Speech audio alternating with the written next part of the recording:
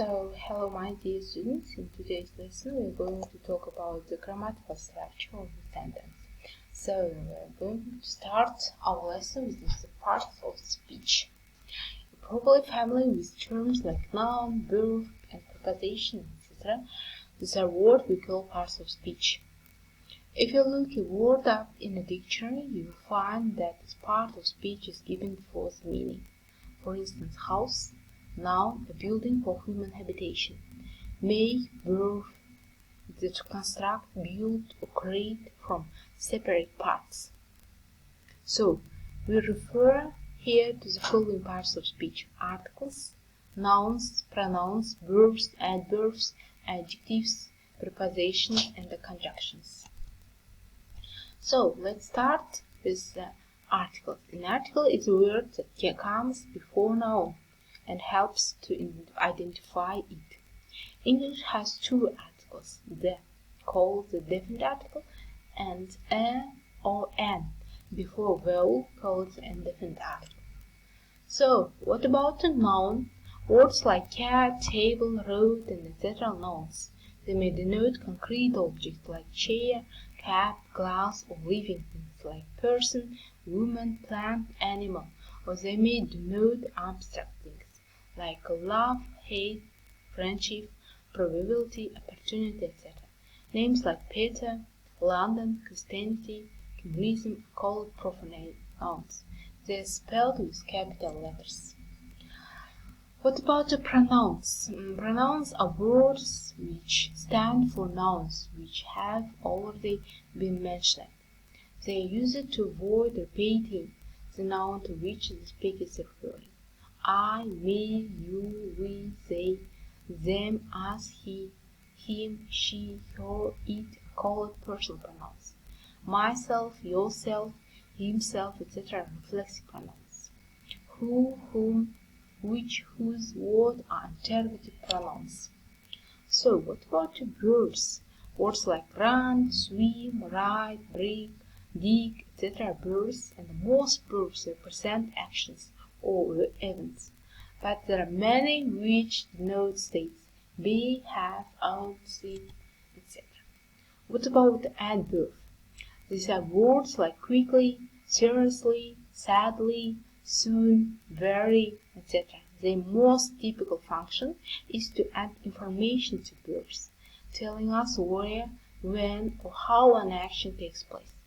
But there are others which, like very, can refer to adjectives, to other actors, or even to the sentence as a whole, rather than just to the verb.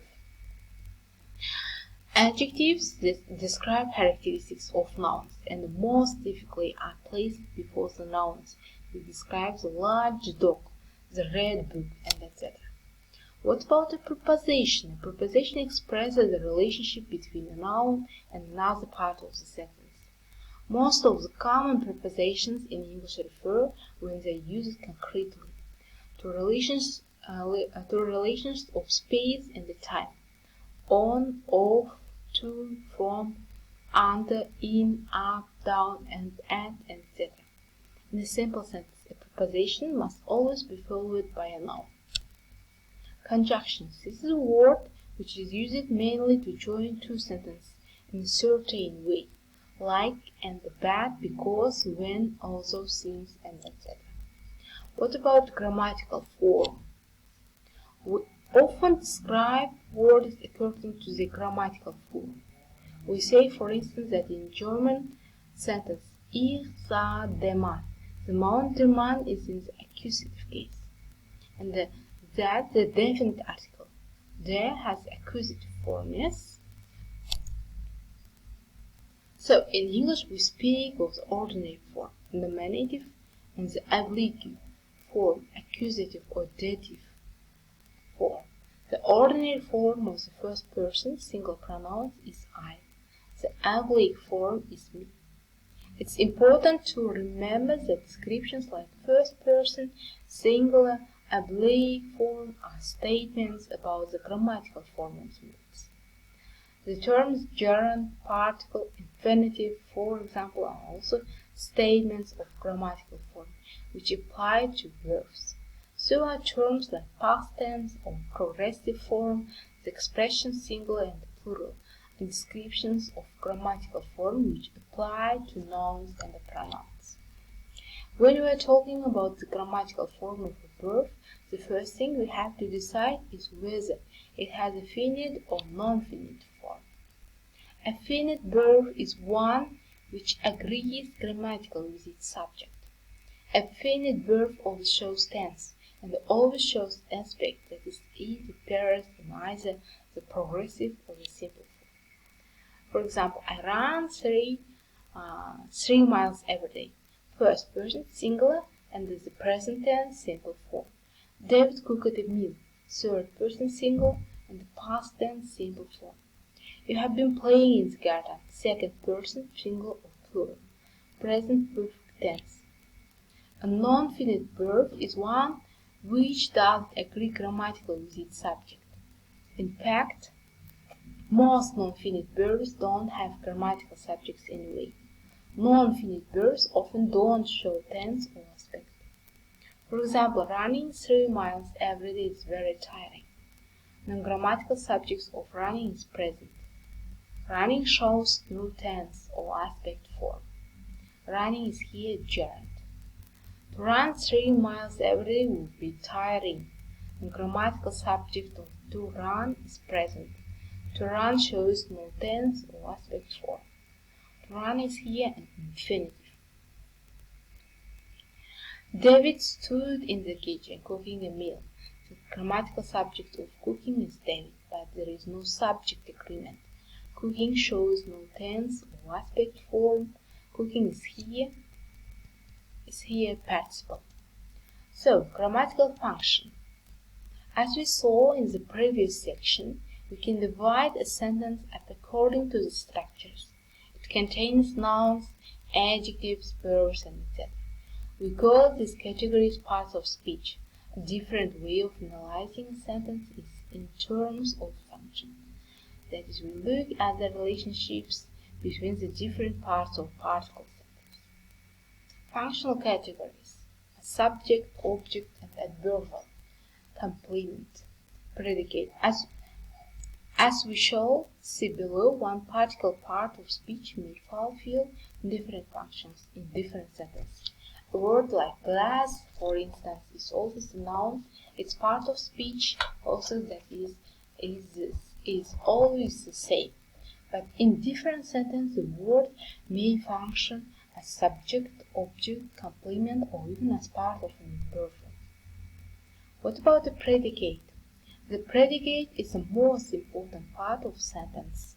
It holds the other parts of a sentence together and is therefore the center of the relationship between them. And a sentence, in this instance, we can say that the predicate expresses the basic meaning of the verb. The predicate may consist of single finite verb, David did better, or of a whole finite phrase, including auxiliaries. The book was lying on the table. You can go if you wish. Or it may be non-finite verb. Walking quickly across the road, I saw a yellow Rolls Royce. The subject of sentence is most typically the part of which causes the event named by the predicate. It is that parts of sentence to which the predicate is most intimately related. The information given to us by the predicate tells us first of all about the subject, and then about the subject relationship to the rest of the sentence. In a simple sentence, the subject is a noun or pronoun. If the sentence is declarative, the subject always comes before the predicate. David hit Peter. The book was lying on the table. You can find out what the subject of a particular sentence is by asking questions like who verb X, what verb X. Yeah? X here simply means the rest of the sentence, for example. Who hit Peter? What was lying on the table? Object. There are two kinds of object: the direct object and the indirect object. is that part of the sentence which is acted on or directly affected by the subject and the verb. David hit Peter. Peter put the book on the table. In a simple sentence, the direct object of a noun or pronoun. The indirect object denotes a person or thing which receives the direct object in a complete sentence. An indirect object cannot appear without a direct object. The indirect object can be paraphrased by a prepositional phrase with two or four. He gave me a watch. He bought himself a drink. He gave a watch to me. He bought a drink for himself. The indirect object comes before the direct object in the sentence. The indirect object usually denotes an animate object, that is like a living thing. Complement. Complement denotes an attribute or characteristics of subject or object. It's something which has to be added to make the sentence complete. Subject complement. This is that part of a sentence which follows verbs like be, grow, become, seem, appear, turn. That is verbs which have no direct object but need something about them to make the sentence complete. A subject complement describes the characteristics or feature of the subject. For example, David is my brother, Mary seems tired, Sarah became a teacher, Jim turned red.